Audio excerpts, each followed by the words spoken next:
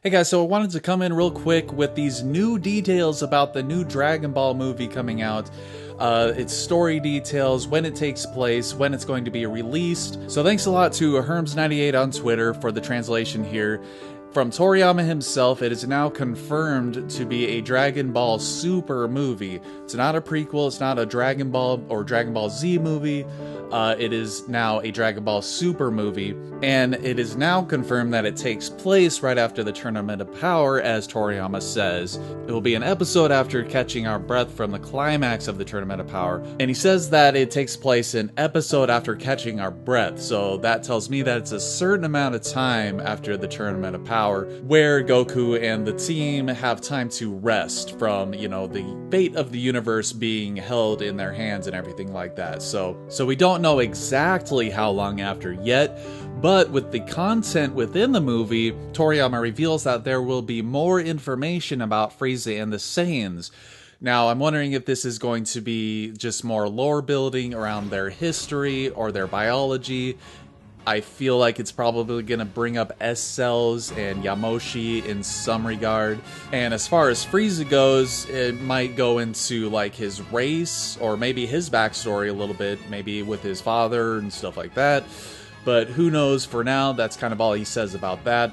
But very interestingly, he has saved a foe for this occasion. So Toriyama's been having this in the back of his mind for a while, it seems now. And he actually seems to be pretty excited about. And thinking of this foe, it's like, how are they going to top Jiren in terms of power? Unless this foe is like a god of destruction or angel, or maybe it's like a Daikaioshin, like an evil Kai, basically.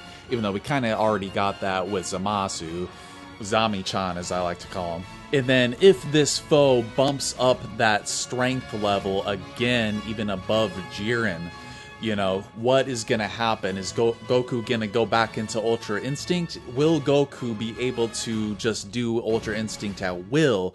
Or is he going to have to try to work towards this? And that brings up, like, Vegeta as well. Like, he has his ascended blue form, and Goku has Ultra Instinct. Is Vegeta just gonna keep going the route of his ascended blue form and keep powering the blue form up? Or is he gonna try to do Ultra Instinct? I think that would be interesting if, you had Goku and Vegeta like having their team up with both of them being Ultra Instinct. That would be pretty badass. But what do you guys think? Do you think Ultra Instinct is going to make a return? And what do you think of the villain? Do you think he's just going to be a next level of power type villain? Or is he going to have some sort of interesting, unique abilities that make him difficult to deal with? Which I personally think that would be more interesting than just a stronger villain, And even then, speaking of Ultra Instinct, like, if Goku is able to go into it at will, is he going to rival Beerus?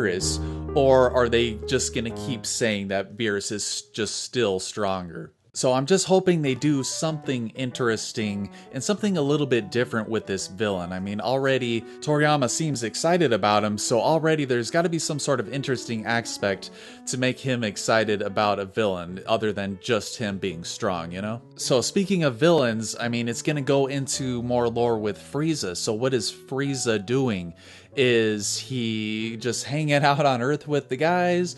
Is he in hell? This video is prior to episode 130 of Dragon Ball Super, so we don't yet know what's going to happen at the end, because I haven't been paying attention to spoilers for that. So maybe Frieza's just dead and we have like somebody new from Frieza's race come in and say, hey, I'm Frieza's ancestor, or something freaking crazy like that. But I honestly really hope that Frieza's not just like a part of the crew now. That would be so disappointing to me, and honestly kind of ruin some aspects of Frieza's character for me. Because I feel like he's not somebody that would just do that or turn a new leaf and just become a good guy, Moving on, he says that he's written the story himself, so it's not just like Dragon Ball Super where he just writes, bullet points or a summary of what should happen, and then Toei kind of fills in the gaps from there. This one seems to be straight from him, so that's kind of exciting. Though I feel like he might pull a George Lucas on us and kind of like retcon some stuff,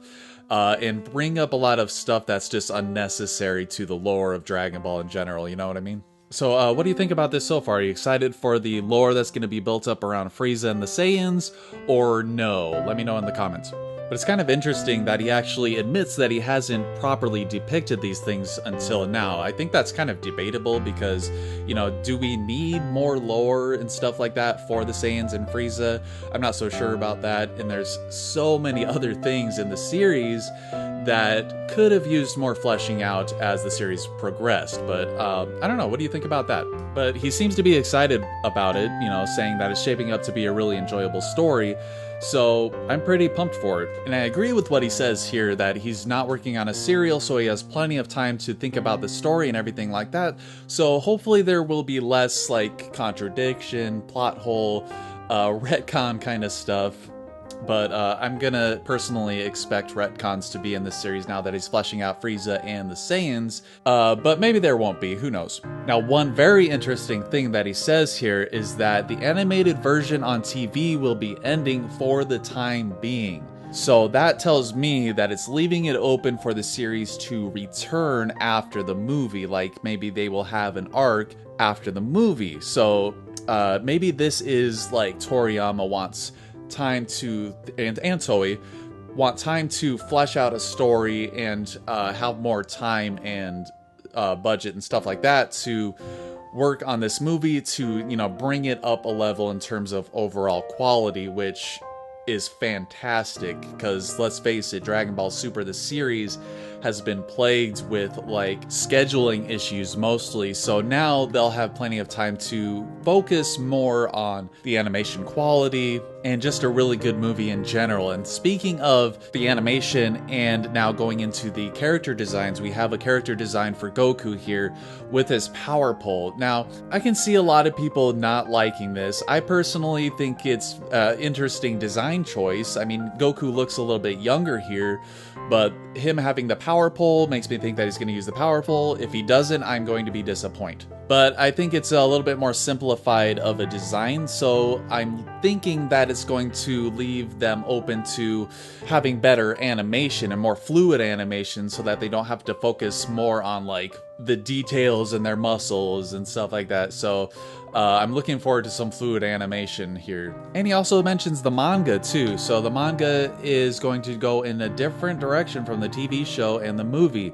So it's going to be interesting, looking forward to that as well. And I'll probably cover some of that on the channel if I have time. I'll do my best. But as far as release dates go, it's going to be December 14th, 2018. So put that on your calendars, request the day off from work. That's going to be a Dragon Ball day to remember. So that's it for now. I just wanted to quickly talk about that and my thoughts about it. Sounds really exciting, sounds fun.